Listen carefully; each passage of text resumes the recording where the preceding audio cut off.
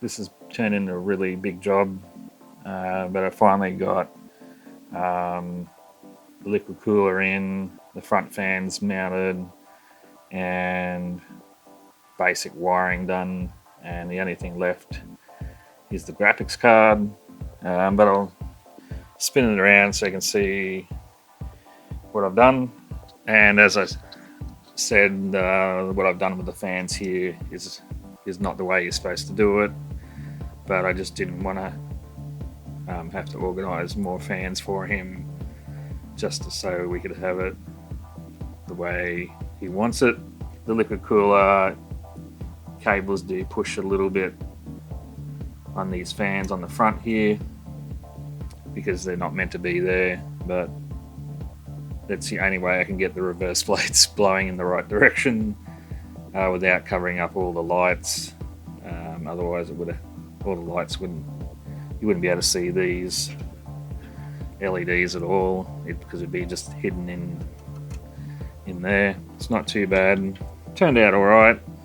I'm not liking the white tubing coming down, but I guess it'll work. It's going to work, but for aesthetics, it's not really that pleasing to look at. But it's what the customers bought, and I just got to go with it. I think the case is still pretty cool, but yeah, just if you want to do the front fan thing, you're going to have some more Montech fans available to switch out. Otherwise, it's kind of pointless. All right, so let's get the graphics card. I want to show you the graphics card because he's bought an unusual 9070 XT, so there's something a bit different about it. So I'll bring it out and we'll look at that. God, I freaking love surprises. I love them. All right, so here's the 9070 XT, and it's from XFX, and you might notice there's something missing. So this is this new model of graphics card that actually has removable fans to make it much easier to clean and keep the dust out of it. Okay. So the fans actually come like this in the packaging, and then you just pop them in and away you go. So let's do that.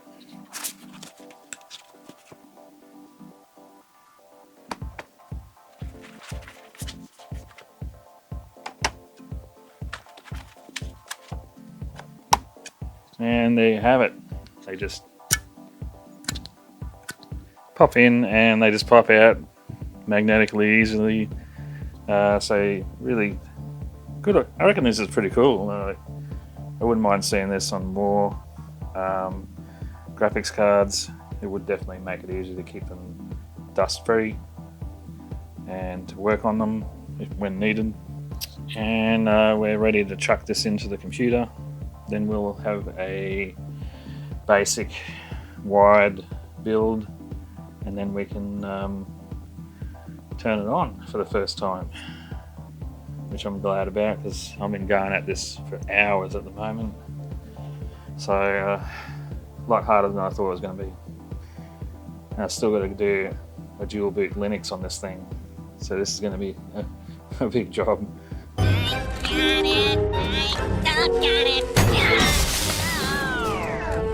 So I got this monster card in there. It's in finally. So we finally get to turn this thing on. Wow, what an effort. Hopefully everything it will just work first go and I don't have to muck around with it further. Of course I got to tidy up the cabling and stuff and make it better. That's obvious. But yeah, I'm feeling pretty tired right now. I was up quite late last night trying to get on top of things. So I'm feeling it today. All right, let's go over to the bench and plug him in and see if it works. Hold on to your butts.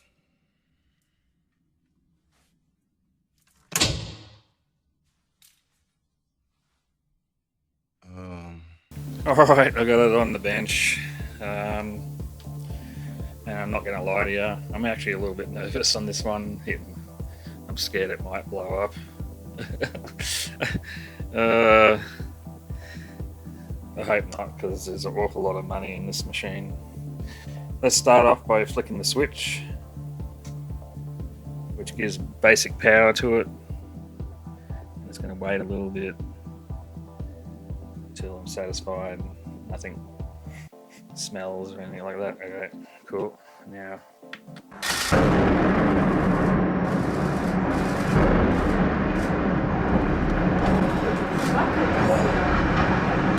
For some reason, the liquid cool LEDs aren't working, so I may have hooked that up incorrectly. Although these horizons can take a while to post, but not normally this long, but maybe I'm wrong. Oh, we have a light. Okay. Let's see what the light says. So the light stopped on DRAM, which means RAM. So I will investigate why it stopped on that and see if we can get this thing going. And also I'm going to investigate why the liquid cooler LEDs aren't working. Alright. So not a smooth turn on this time. Why are these things always so hard to open? Success. I now have a boot screen on the monitor, and the lighting for the liquid cooler didn't fire up until the computer booted up a bit further for some reason, whereas the lights on the other stuff just works straight away, but I think that's because they got their own power, whereas this one has to wait for the motherboard.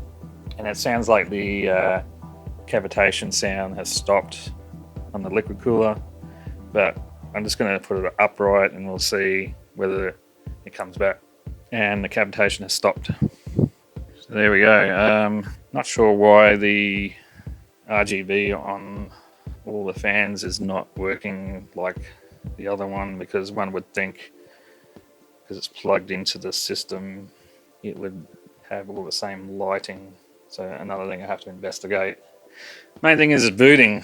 Yeah, I'm so relieved. It's because it's been a big job. Don't you scare me like that. Alright, figured it out. Yeah, I didn't actually do anything wrong. I had it all hooked up correctly. Turns out the hub system for the fans and LEDs for the case fans, it's controlled by the reset button. So you push it, it changes modes, which is similar to some other cases. And what normally happens is if you hold it for like 5 or 6 seconds, it then switches to motherboard control, and there we go, it's now syncing up with the motherboard, and the motherboard's telling it everything, and it's working with all the other lights. So there we go, I got it sorted. Alright, so we're good to tidy things up in there, make it nice and neat, and then we'll get on to installing Linux and Windows dual boot system. What took you so long? Oh, you know, master. And there it is, all sealed up. And we'll go ahead and turn it on now. I'll switch off all the lights so you can get a good look at it. Doesn't look too bad in the end. Looks pretty nice actually. I still think the white hose is a little bit distracting and would have been better with a black hose, but that's what he bought. And I managed to wedge the anti-sag in between the fans there, but not sure what other way I could do it, because the way the car's designed, an L bracket wouldn't really work either. So it's a bit of a tricky graphics card, that one. Maybe the bracket on the motherboard, not sure. But at the moment it's in there, and I tried to wiggle it out and it's not moving, so that's good. And the card's nice and level, so that's the main thing. Alright, so we'll now get into doing the dual boot windows, and I've watched the video now on how to do it. It's actually pretty simple. First of all, we need to load Windows on the C drive, and then after that we'll do the Linux onto the next drive, and the 4TB will be for his games. So yeah, we'll get onto that straight away.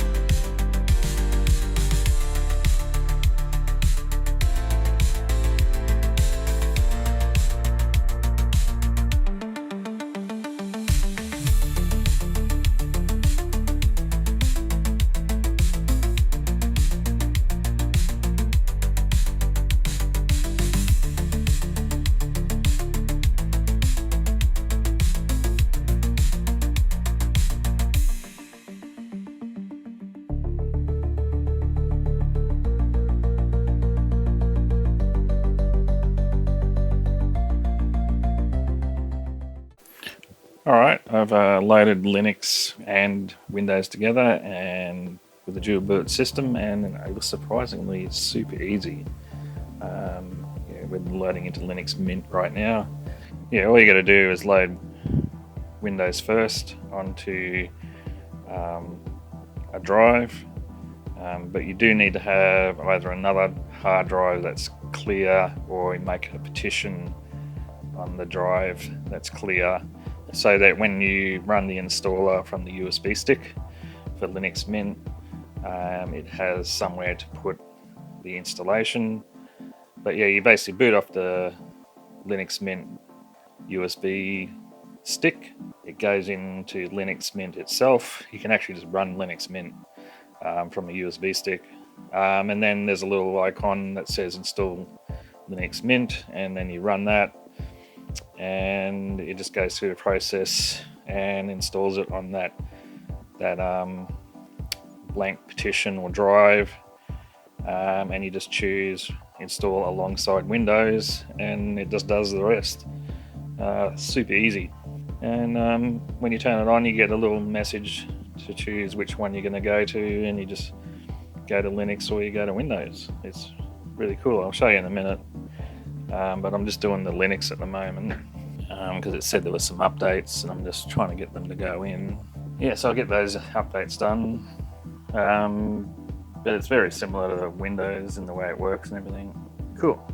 So Linux Mint is now all installed with updates. I know nothing about Linux Mint and how to use it and all its ins and outs, but it seems to work great. There's the completed PC. While it's in Linux mode, it goes to Rainbow.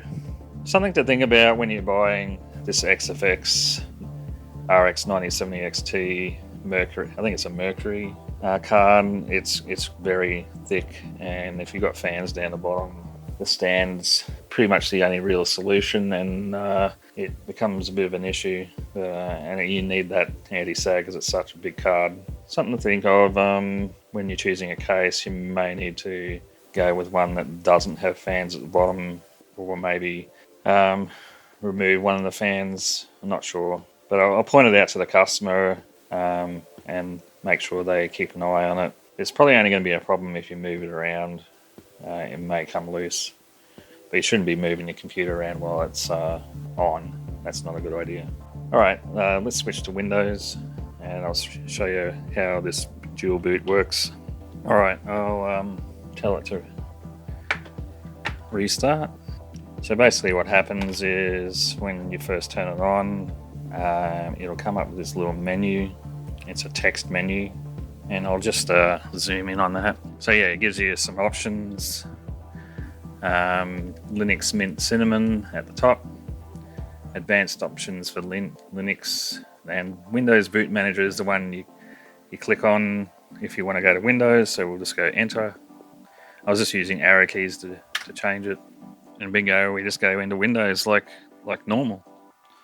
Nothing unusual about it, and it works like normal. And I decided to use Signal RGB on this one, set it to a full red configuration, because Signal RGB is really good at talking to all devices, so it just makes it super easy. I think in this case, the actual graphics card has its own cable that connects up the back here and goes into your RGB, so it's not controlled via the PCI Express slot. So everything basically on this setup, on this build, is controlled by the motherboard, except for the RAM. The RAM, it gets controlled through the RAM slot, so but Signal RGB handles that fine. So yeah, so I went for a super red look. I don't know if the customer will like it. I reckon it looks cool. One thing to be aware with this case, there's all these front panel, top panel, they just literally pop off. So if you are going to carry it around or pick it up, be wary not to try and pull on those panels, because they'll just let go, no worries. And there's only like one screw on the side panels as well. So you probably just need to carry it from underneath. Otherwise, a panel might come off and you'll drop it. Not real good. Not when you spent that much money on it. Alright everyone, well that's it for this video. It's been my first taste of a Montech case, and yeah, pretty impressive. Lots of ventilation. Everything is slotted and has screens on it. Let airflow through, really good. The swing out fans from the side to the front, very interesting concept, but just be aware, the fans they include in this is reverse blade, so it causes a bit of a trouble, as we saw in the video. So you might need to have some normal fans to replace them with. And the XFX 9070 XT with the removable fans, that was really interesting. Great concept. I really like how you can easily clean your fans and the heatsink in behind. Not real fond of the huge shroud on the card. It makes it very difficult for anti-sag. So not really sure how to address that, but something to be aware of. But other than that, yeah, pretty good. Pretty happy with the build. And the dual boot Linux ended up being pretty easy, and not that hard in the end, so I may offer that service in the future. Alright, well thanks for hanging around. I think I'm very close to 100 subscribers now. If you could give me a subscribe, that'd be great. Maybe by the time this video is out, I've gone over that. That'd be fantastic. But anyway, hopefully it's been educational, interesting, or just fun to watch. Either one's great. And I hope you have a lovely day, and I'll see you in the next vid. Bye for now.